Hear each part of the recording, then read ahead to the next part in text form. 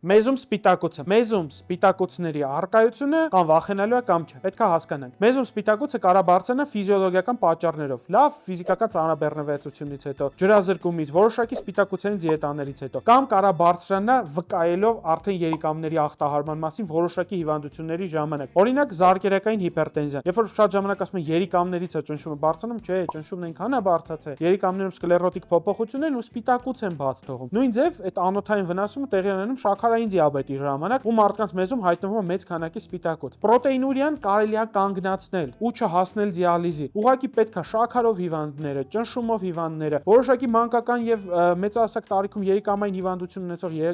հիվանդները հանձնեն պարբերաբար մեծ ընդհանուր քննություն։ Ու եթե այնտեղ կա սպիտակուցների քանակ, հասկանալ պատճառն ինչ է, նշանակել նեֆրոպրոտեկտիվ պրեպարատներ, որոնք խնայում են մեր երիկամները, ընդունել ու չհասնել դիալիզի եւ երիկամի փոխպատվաստման։ Ուշադիր եղեք այդ ազդանշաններին։ Առողջ եղեք։